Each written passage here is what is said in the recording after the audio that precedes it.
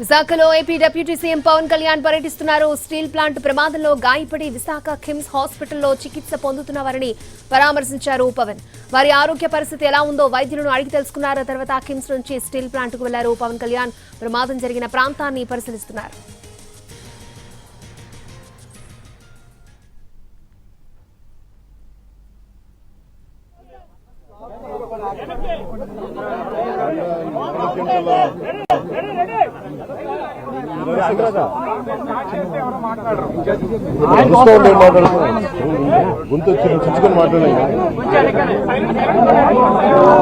జరిగిన 4 గంటల 15 నిమిషాలకి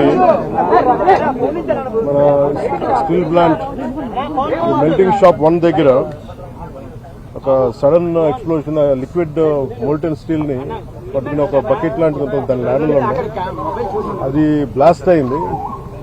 బ్లాస్ట్ అవడంలో దాదాపు నిన్న మనందరికీ తెలిసింది దాదాపు 8 మంది చనిపోయారు, ఒక 6 మంది గాయపడ్డారు, తీవ్ర గాయాలని. వాళ్ళు ఇద్దరు క్రిటికల్ కండిషన్ లో, 6 మంది ఇంకా మేజర్ క్రిటికల్ కండిషన్ లో ఉన్నారు. వాళ్ళు ఎలా ఉంటుందని మన స్థితిలో మేము బావుల్లో ఆకాంక్షిస్తున్నాం. వాళ్ళు కూడా పరామర్శిస్తాం. అలాగే ఇంకొక ఇప్పుడు ఇందాక చూసుకోవడం జరిగింది. వాళ్ళ ప్రాణాపాయానికి బయటపడ్డారు. ఇందాక లోపలికి పోయి మొత్తం చూస్తూ ఉంటే కార్మికులు కూడా కొంతమంది ఇంటరాక్ట్ అయ్యారు. సో వాళ్ళతో కూడా మాట్లాడుతుంటే ఎలా జరిగింది ఏంటి అంటే, వాళ్ళు అంతకు ముందు రోజు కూడా ఇంకా పక్క దాంట్లో ఇలాంటిది ఏదో జరిగింది, కానీ అది నైట్ టైం ఎవరు లేకపోవడం వల్ల ఒక తెలియలేదని అన్నారు. ఇది బేసిక్ ఇది ఎంత సేఫ్టీ ప్రోటోకాల్స్ ఎంత జరిగినాయి, ఎంత మెయింటైన్ చేశారు సేఫ్టీ ప్రోటోకాల్స్. అలాగే మేజర్ కనిపించేది అప్గ్రేడేషన్ ఆఫ్ స్టీల్ ప్లాంట్ మేజర్గా చూస్తున్నాను.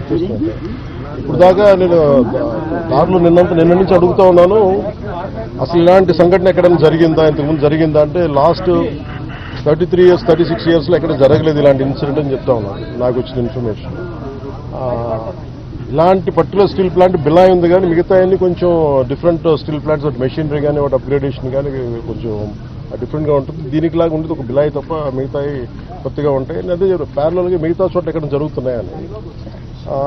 చైనాలో కూడా జరిగింది, కానీ ఇంకొక ఫ్రాన్స్లో కూడా జరిగింది, కానీ ఇలాంటి సంఘటన అయితే జరగలేదు. ఈ పర్టికులర్ ల్యాడల్, ఈ మోల్టెన్ లావాని క్యారీ చేసే బకెట్, చేసే ల్యాడల్ ఉన్న బకెట్ ఇప్పుడు బ్లాస్ట్ అవడం చూడలేదు, ఇప్పుడు జరగలేదని చెప్తా ఉన్నారు.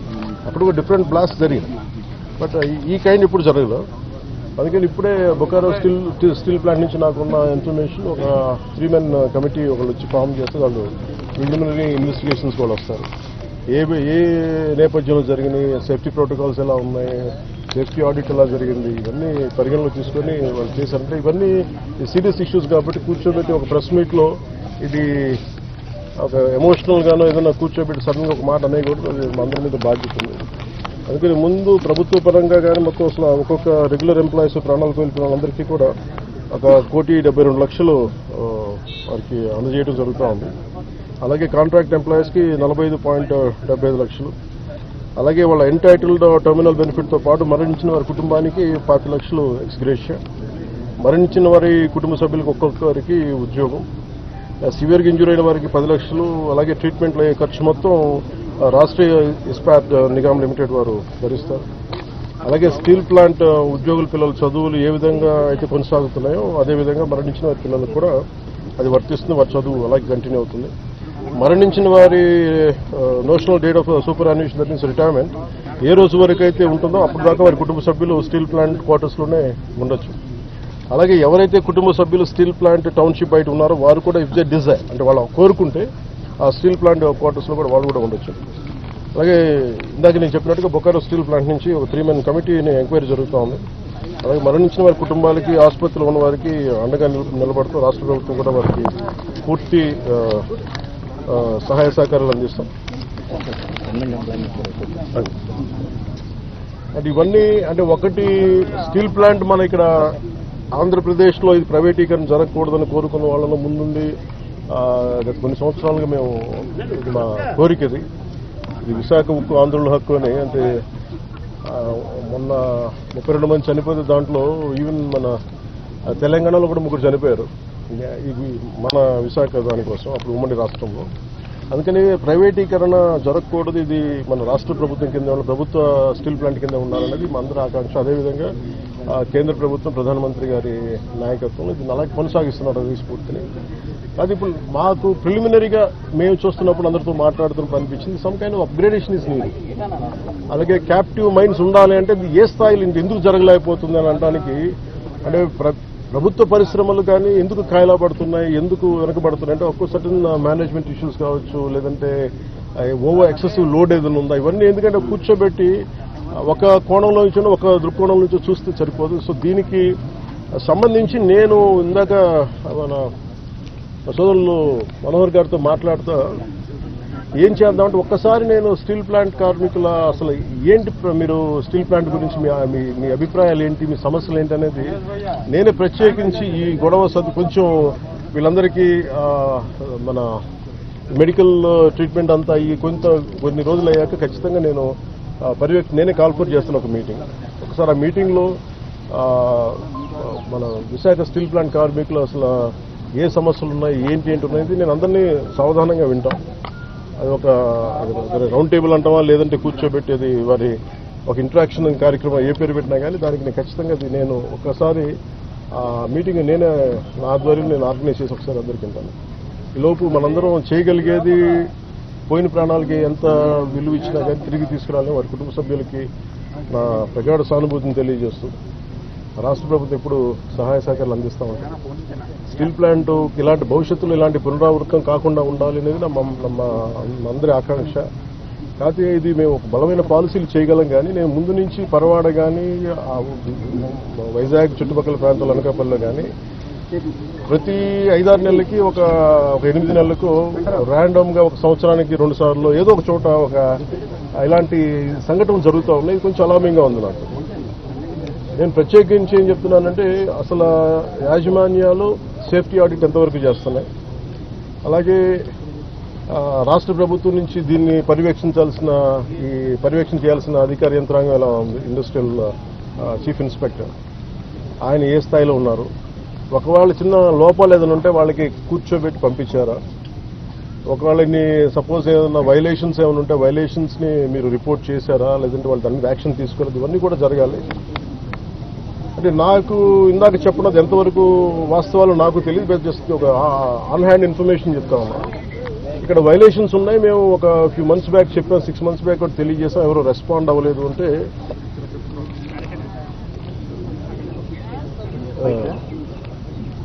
మాకు ఏమనిపించిందంటే ఆన్ ఫేస్ వాల్యూ తీసుకోలేము ఇవన్నీ.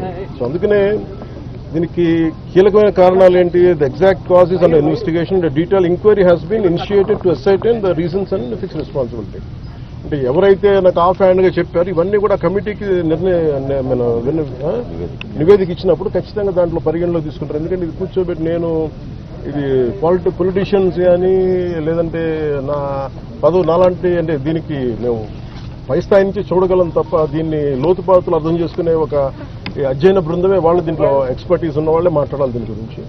కాకపోతే నా ఇంటెన్షన్ ప్రతిసారి ఏంటంటే ప్రతిసారి ఇలాంటి దుర్ఘటన జరిగినప్పుడల్లా మనం బాధపడుతున్నాం, కానీ పునరావృతం కాకుండా ఏమేం చేయగలగాలి, ఎలాంటి చర్యలు తీసుకోవాలి, ఇది మటుకు ఇది నిరంతర పహారా. ఇది అంటే ఇది ఒకసారి నిర్లక్ష్యం కూడా కాకపోవచ్చు, ఒకసారి మెటల్స్ వాటి తీసుకునే వాటి ప్రభావం ఎలా ఉంటుంది, వాటి యాక్షన్ ఎలా ఉంటుంది, వాటి రియాక్షన్ ఎలా ఉంటుంది, always it is certain accident జరుగుతూ ఉంటే ఇట్ ఆల్వేస్ సర్ప్రైజెస్. అంటే ఎంతమంది మేధావులు కూర్చున్నా కానీ శాస్త్రవేత్తలు కూర్చున్నా కానీ వాళ్ళు ఎప్పుడు అర్థం చేసుకోవడానికి ఒక కొత్తది సంఘటన జరుగుతూ ఉంటుంది. ఆ కోణంలో కూడా చూడాలి. ముఖ్యంగా కెమికల్ ఇండస్ట్రీస్ కానీ పరవాడలో కానీ ఇవి ఒకటికి యాజమాన్యాలు 1కి 10 సార్లు చూసుకోవాలి. అందుకని ఇలాంటి పునరావృతం కాకుండా ఉండాలని మనస్ఫూర్తిగా మేము అందరం కోరుకున్నాం. మరోమారు నేను మీకు మాటిస్తున్నాను, స్టీల్ ప్లాంట్ కార్మికులందరితో కూడా నేను ప్రత్యేకించి కూర్చుంటాను.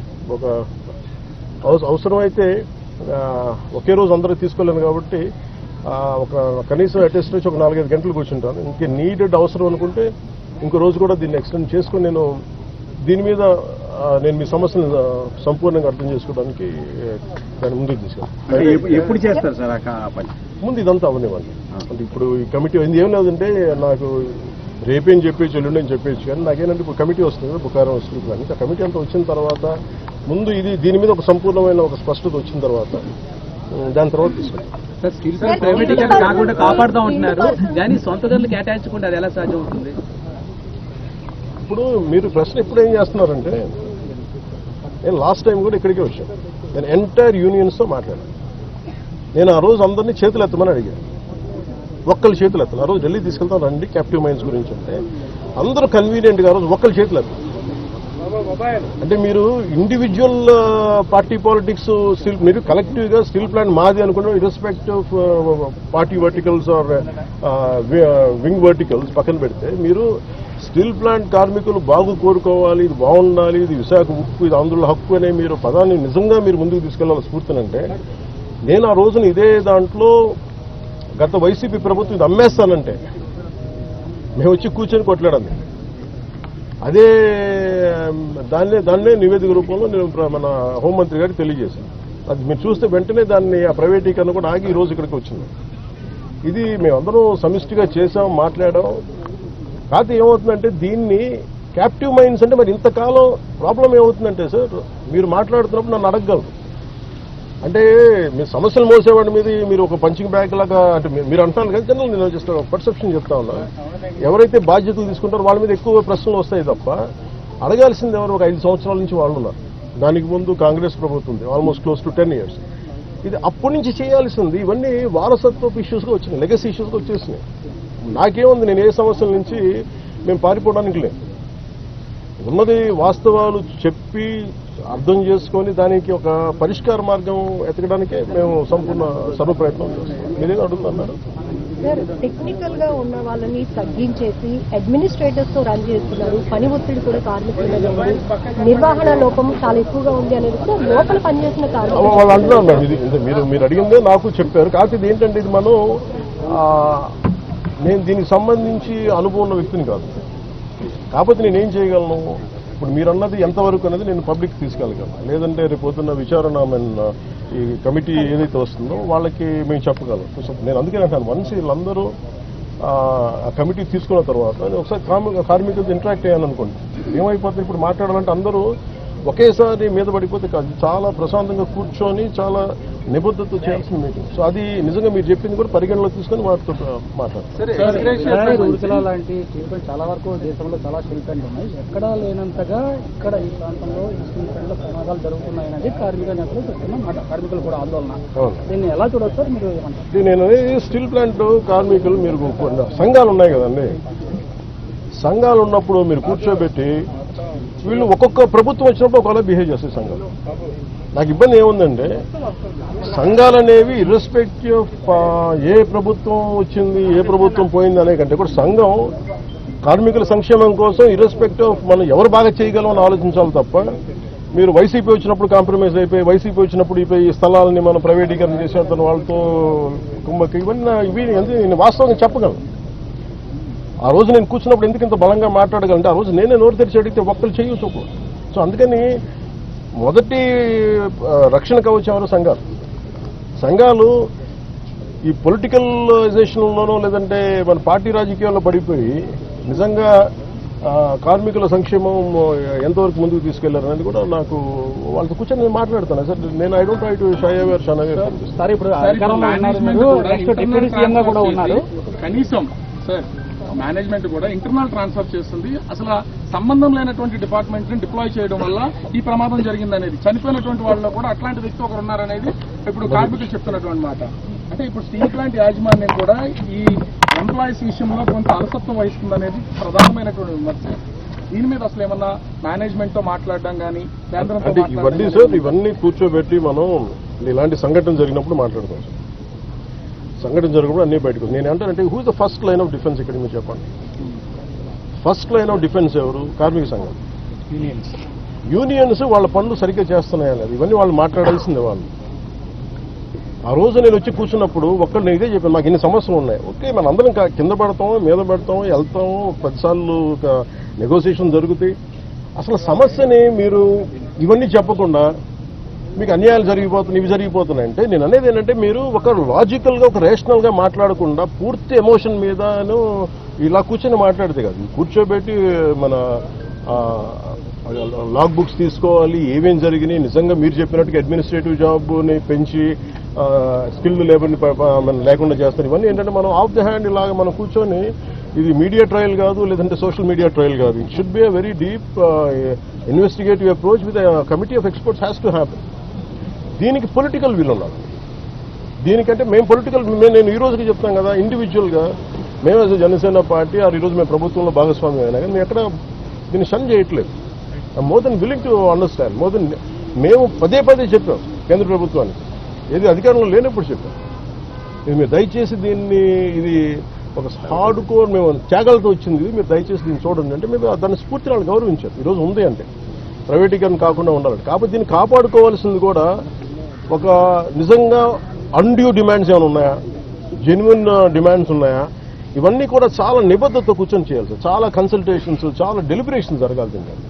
అందుకని నాకు స్టీల్ ప్లాంట్ చాలా అద్భుతంగా ఉండాలి, ఇలాంటి ప్రమాదాలు జరగకూడదు అనేది మా అందరి ఆకాంక్ష. Thank you.